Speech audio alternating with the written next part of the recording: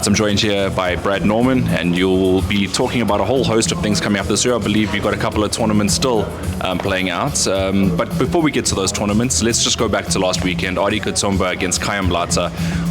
Close fight, good fight, fight of the night in my opinion. What was your thoughts on it? I thought it was an excellent fight, super deserving of a WBC Youth World title. It was really close. Obviously, we worked closely with Felix, so we knew his boxers are going to come prepared, and we knew it was a 50-50 fight, and that's how it was. I mean, it was a 1-point win, split decision for Kaya, and I'm not against the scorecards. I think it was super close, and I'm really happy for Kaya. And of course, Adi, what do we do next with him? Because he seems to have a pattern where he starts fights really well, and it tails off towards the end. What are you going to do with him? I think he did excellent. I wish the youth titles were more than 8 rounds. I think that would have made a big difference because Adi was coming back strong in the 8th. And I think if it was a 10-rounder, I think he would have grabbed that fight. So he gained a lot from this loss. For me, it wasn't a loss. For both guys, it was a win because everyone saw their quality, and obviously it was on a huge platform like Supersport. So how did that all happen? Because of course originally they were scheduled for another tournament, and then they got put onto the Golden Gloves card. How did that all come about? So, as you know, we work closely with Matt and Sava Fight Island, and we also work closely with Rodney, and they work closely with Rodney. And Bevan got injured for his fight, so they came and contacted us and said they're interested in hosting that fight on their show, which was like 20 days earlier than Fight Island, which is going to be on the 25th of October. So we said, okay, Supersport's a massive platform for these guys, and then obviously Rodney added some more to their purses, so the guys were both happy, they both agreed, and the fight went on that card. All right, and obviously Kaya Mlata, you've seen him before. He's obviously, you said you work closely with Felix. His career, just looking at him, where do you think he goes next? I think that was a massive win for Kaya. I'm super happy for him. He's like really hardworking, and we're gonna obviously be. Oh, Dr. Sleep just walked in. You're gonna be here next, there. You come. So I think for Kaya, obviously they're going to keep him busy, and then obviously look to get him overseas. We'll assist them in that because we work closely with them. And now he's the current WBC Youth World Champion from Kaya Licha, which is huge. I don't know if you saw the videos of him coming back home at the airport. So I'm super happy for him. Obviously upset for Adi, but it's boxing. And your next assignment, as you mentioned, Dr. Sleep, you guys are traveling back to Saudi Arabia for the semi-finals. What's his chances like, and how do you think he's going to go? I think he's got a really good chance of making it to the final, and if he does make it to the final, I can see him winning the whole tournament. And I think it's the same for all 3 South Africans that are in the final, Keaton and Baby G as well. So hard fight, but he's been preparing hard with Zolani and the rest of the guys, and I think he's got a really good chance of winning.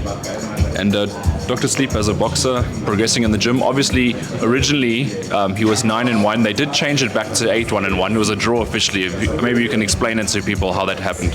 So for this competition, obviously it's a knockout competition, so there can't be draws. So they've introduced a new system. If it is a draw, they have the WBC enhanced scoring. So if you win a round, they'll say about how much, if it was decisive, close, or moderate, whatever it is.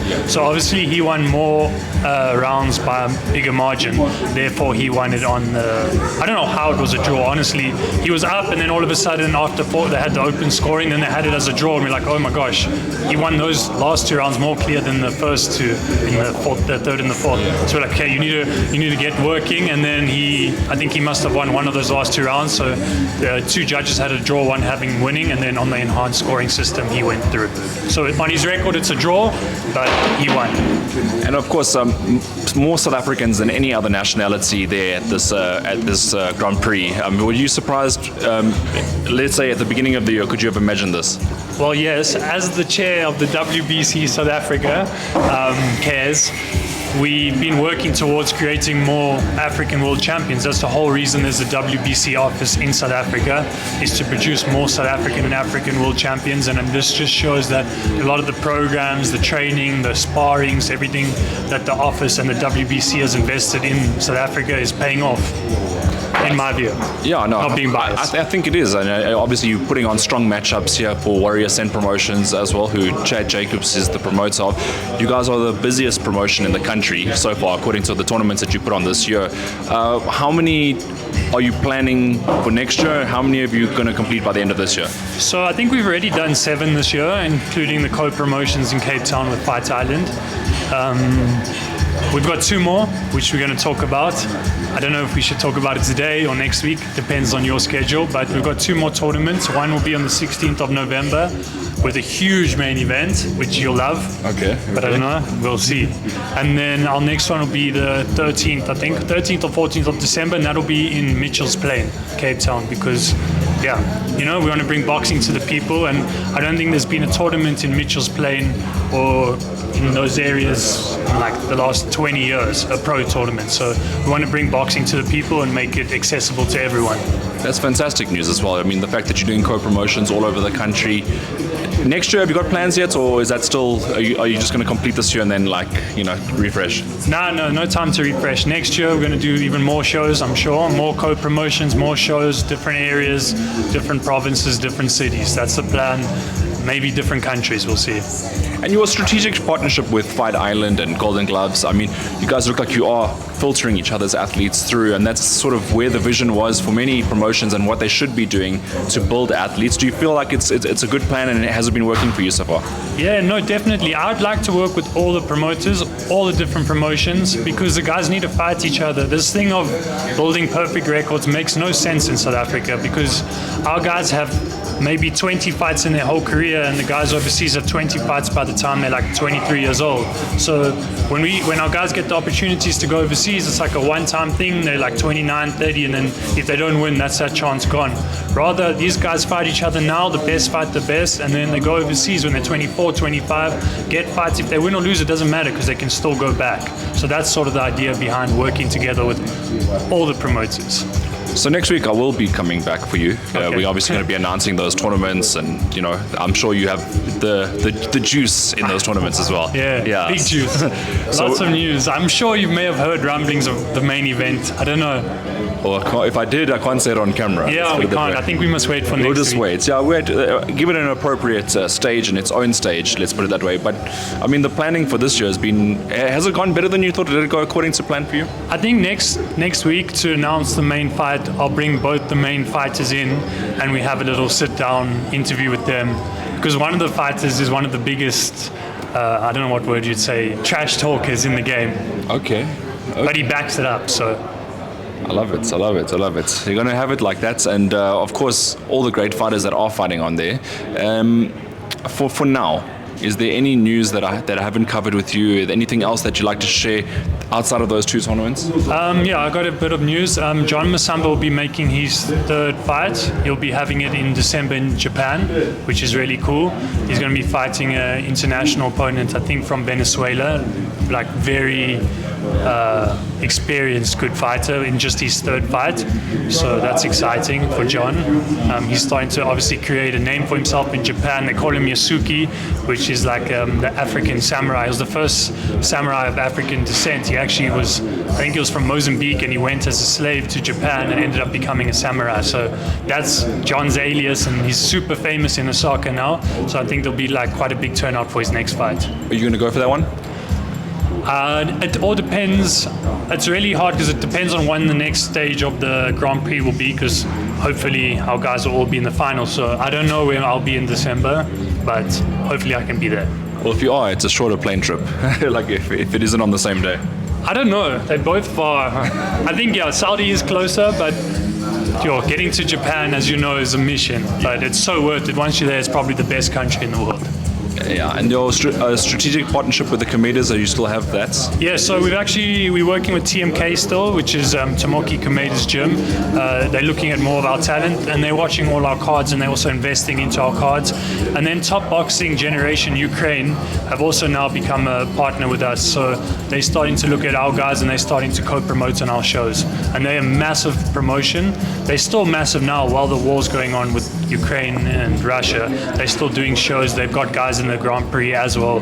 They got Lausanne, who's in the super lightweight division, who might meet Baby G in the final, which will be crazy. Which side do you pick there?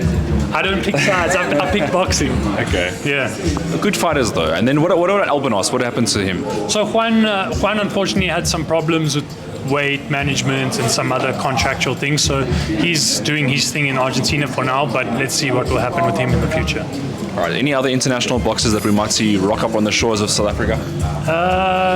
Who else is fighting soon that I can think of?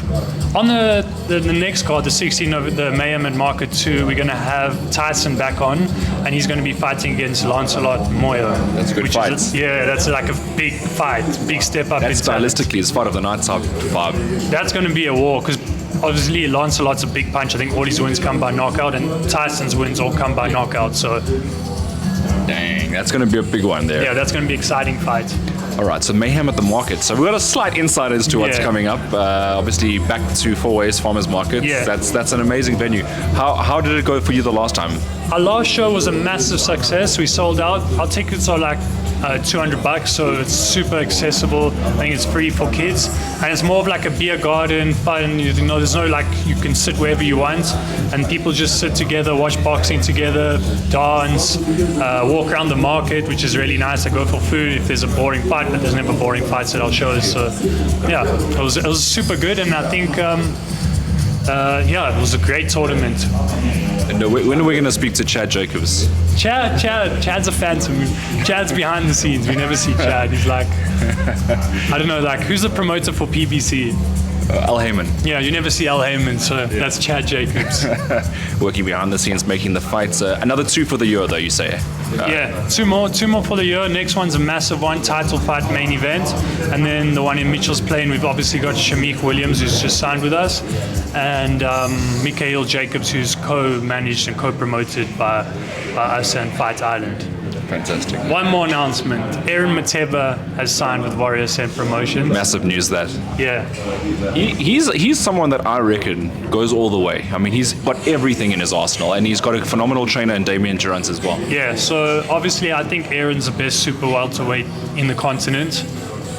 I don't think anyone can beat him in the continent. I don't think anyone wants to fight him, which is also turning out to be a bit of a problem. Hard matchmaking. Yeah, no one wants to fight him. He's 7-0 with 7 knockouts, but he is fighting on the next card, and he has got an opponent that has, hopefully, he has signed, but let's just hope he sticks to his contract. We're going to need evidence from these opponents now. Yeah, I need to see some training videos or whatever, because, you know, when people see Aaron, they get nervous, but he's still obviously young and he still has a lot to learn, but he's with Damien, who is one of the best, if not the best trainer in the country. Yeah, phenomenal. And I don't want to probe too much because I think I'm going to come out with some of the news. So I don't want to go into too much. Next week's a new week, a fresh week to talk about it. But of course, all the best to the South African athletes that will be taking place in the WBC Grand Prix in Saudi. You'll be there to oversee everything as well. Yeah, I'll be there. And I hope you feel good going there, and hopefully all guys in the final. Yeah, no, thank you so much, Hayden. Thanks for everything you do, as always. I've seen you've done some crazy interviews lately. I see you causing some drama with some of your guests. Yeah, I've been all the way to Hogwarts and back. So hopefully, I hope this interview doesn't get as many views as those ones, because some outrageous things have been said in your last few interviews. We're trying to find them. No. If no one watches this, I'm happy. It's fine. All right, sweet, Brad. Thank you so much for joining us. Thank you, bro.